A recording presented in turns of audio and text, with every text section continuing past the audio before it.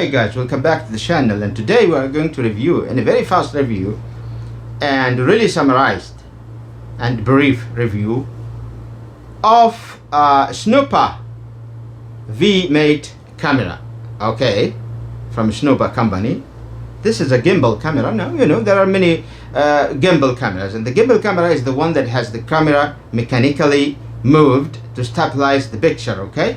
This is not that expensive camera. This is a budget camera, but it has beautiful features. Of course, there are some disadvantages, and I am trying really from this short review to give you the necessary information that you might need to decide whether to buy it or not. So let's go for part number 2. There will be 4 parts in this video: the introduction that we are having right now, the unboxing, and the technical feature. Then we will go for field tests in a very fast. Let's go for unboxing.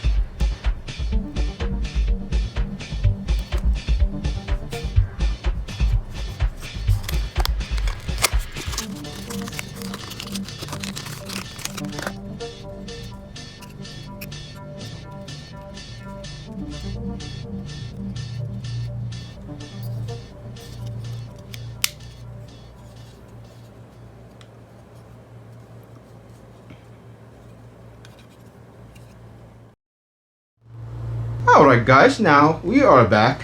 It says that it has a very fast autofocus, and I have tested this. It's a 4K resolution, 60 frames per second. It has a gimbal stabilization. The gimbal stabilization, it has 3 axes: the upper and down and left and right. Okay, the up and left and right, those are the 3 axes. It has bitrate that is maybe very high compared to the camera itself. It's 200 megabits. That's too much. I think we will test this in the field, hopefully.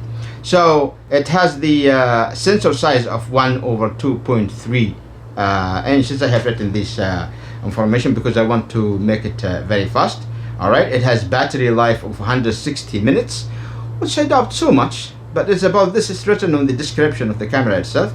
It has built-in Wi-Fi and Bluetooth. It supports the codec H.265. That's nice. That's the new codec. That's the very important and nice for 4K resolution, but bear in mind that when you are using this codec, your computer will suffer a lot about playing, and if you have a weak processor, you are going to find the difference. So but this you can actually use H.264. also it has two codecs. It supports the two codecs. It has 1.22 inches as a screen size of the touch screen that it has. It has a USB Type-C port, and it has many beautiful features. Let's go for technical review. Turn on long press for 1 second the only button. When it starts, it moves its gimbal everywhere to recenter it. So slide from left to right, you get the modes, whether to take videos or to shoot for photos. This is shooting modes. Or to get the panorama or time lapse, because every one from these things you can set up the preferences later on, okay? Or you can take the slow motion. And the night shot only for images, not for videos, only images, okay? So at any time you can go back to the main menu or the main preview by pushing once the action button or the only button, okay? So you slide from top to the bottom. These are gimbal movement modes, and the gimbal moves according to the camera motion, not object motion, except for tracking, which we will see later. You can see this is the gimbal movement buttons. This is fast full, that it moves with all directions, okay? And you can just only slide like this to go to the FPV and full, and you can test them one by one later on as you like, okay? Another push for the button, you will go back, or you slide the opposite side. All right, now we are on the images, so let's change. Of course, we will continue doing like this. We'll take us to the beginning like this. Now we are in the video mode, okay? Now from bottom to top like this, and you get this beautiful menu. You have the resolution, so you can change your 4K resolution, or you see, but sometimes it's not responding, okay? So you see, another touch, sometimes it's not responding, and you change the frame rate, okay? You see, for the video that you change. Video codec, you can change between 265, H.265 or H.264. Now go to the settings. Here you can make the calibration. We will show you. If you put the calibration here, you put the camera in a flat place, and it will calibrate itself. But we will go to the calibration later on. Now let's move to the preview. If you just chose this kind of preview, you see now the picture is on the full screen, okay? Go back to settings, preview, and you choose it to be flat like this, okay?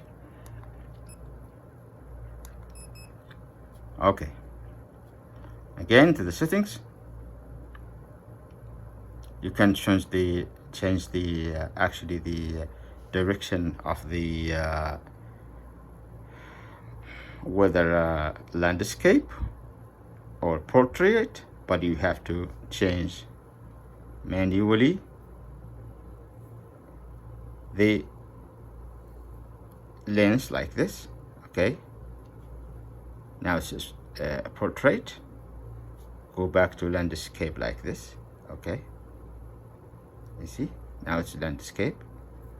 Good, but you have to change it from here. Sorry. All right, let's go back to the settings and change it to landscape, okay? Continue. This is the brightness of the LCD. This is the USB mode, and If you go to the regulatory, you can see very important information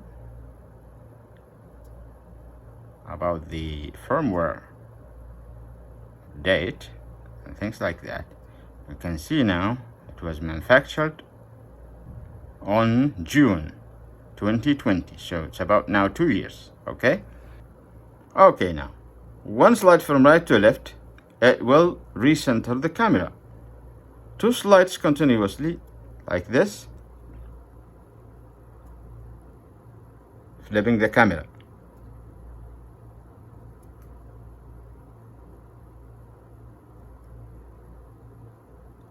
Okay, you slide a little bit from right side so that you can move the camera from up to down and vice versa, or recenter it again and slide from the bottom, see, to slide it right or left.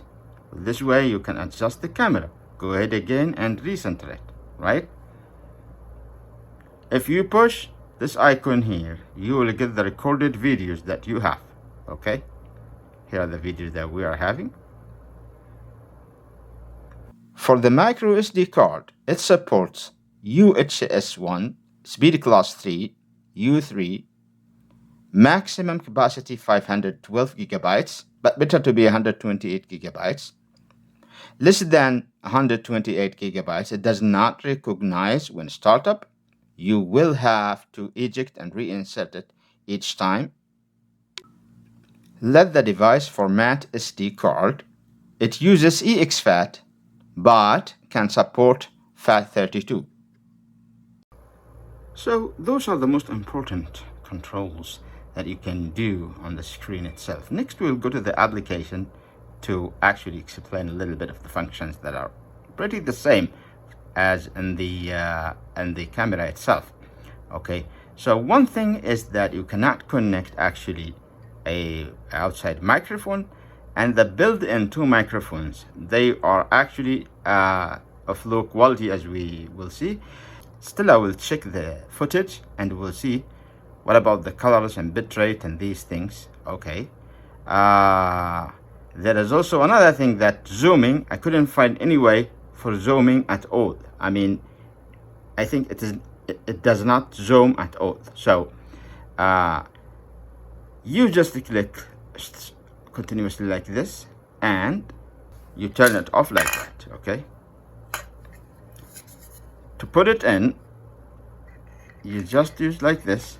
Okay, make sure that this one is up, and the one that does not have any opening, and the one that has the opening, you can just slide it like this. It's close. To open, you just push like here. All right, this one is a holder for a smartphone. Okay, you put it like this and then you slide, you push a little bit from bottom so that you can hold it to your smartphone. First off, download the application by reading this QR code, or go to Google Play or Apple Store, as in my case. Search for VMATE Snoppa Gimbal Camera or Snoppa Play for Android.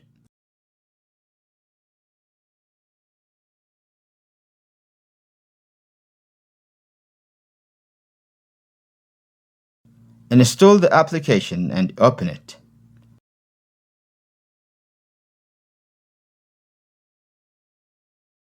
The application will search for the camera, and when found, you will be asked to allow connection.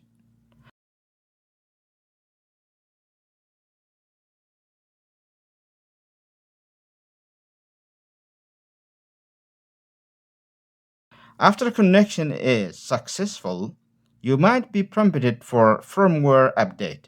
Go ahead and update the firmware. Now let's have a look on the application interface. On the right side, you get the video characteristics like resolution and frames per second and the codec to change. This icon here will show you what kind of microphone that you are using, whether using your smartphone built-in microphone or camera microphone. If you double tap this icon, you will recenter the camera at the middle again. This icon here, once tapped, it will turn the camera 180 degrees for selfies, and it will turn it on the other side. This icon, when you tap it, this is for tracking. So just assign a place in the range of the picture where you want the camera to track something that is movable, and it will track it while it is moving, provided that it is not going to the edges, because it will be lost. Tap this icon for live streaming to YouTube or other platforms.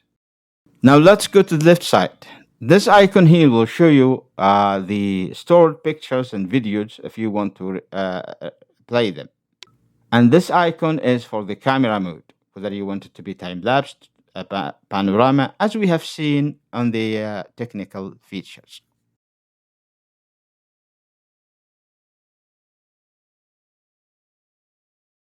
This is for gimbal mode.